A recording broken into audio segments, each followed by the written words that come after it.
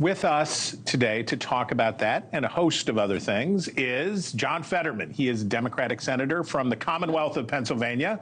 It is true, and I'm going to just say for viewers, the iPad that you see in front of the senator is a transcription of our conversation. Yes, that's true. I am partially deaf, and this is just captioning. It's no different than if you're watching a show with captioning, or if you use glasses in order to read more effectively. It's just a tool to allow me to fully participate. This is, and we appreciate your participation. We appreciate you being here.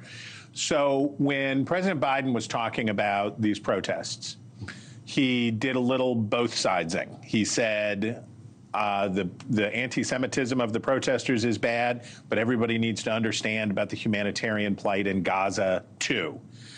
What tone do you think he should be taking? What's the right answer when talking about these issues? Well, I'm not going to give the president any advice or anyone, only on fashion. And you know, but I will say this is that it's very clear that there is a very germ of anti-Semitism in all of these protests, you know, and then sometimes it flares up. And again, including one of the leaders in Colombia said some just awful things and talking about, well, they're lucky that I'm not killing Zionists and things like that.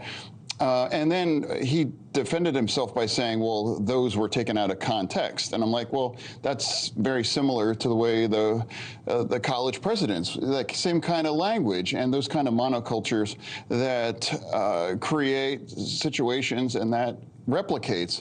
And now it's not a surprise that when you're kind of seeing this manifest itself in a campus like this. Now, of course, it's a great American value to protest, but I don't believe living in a pup tent for Hamas is really helpful.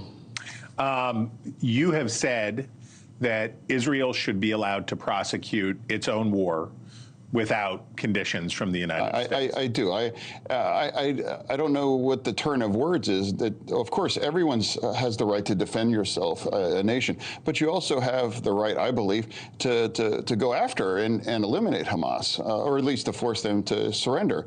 And I'm confused why we're not talking about that more. And if you are going to protest, why aren't we protesting? I can't end that war. Joe Biden can't end that war. Netanyahu can't end that war. But Hamas could end it right now, immediately.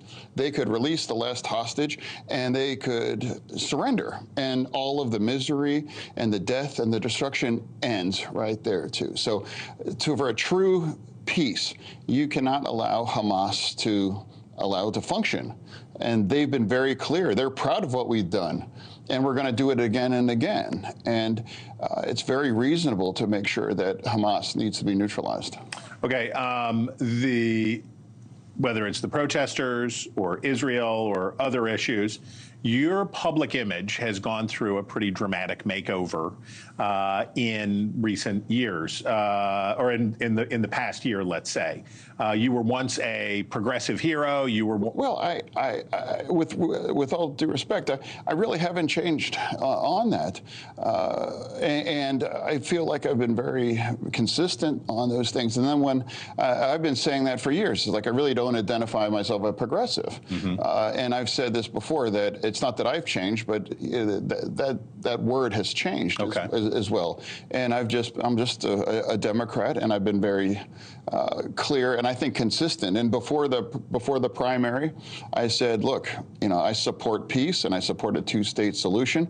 But you know, if the stuff hits the fan, I'm going to lean in on Israel, and that's exactly what I've done. So.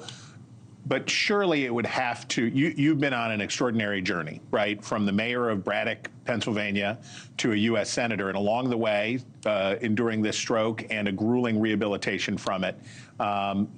How is surely your perspective has changed on some things. That's a lot for any person in a whole lifetime. That's an extraordinary amount in 2 years. Well, I've got a lot out of that, as strange as it might sound. I thought before the stroke I was an empathetic person, but now after that, it's much more so again. Anyone with a disability or anyone that has struggled with things like like depression or even worse, self-harm. And I thought it was really important, and I wanted to pay that forward and have that conversations. And I think it's a conversation that's worth having, and that is a blue and a red issue.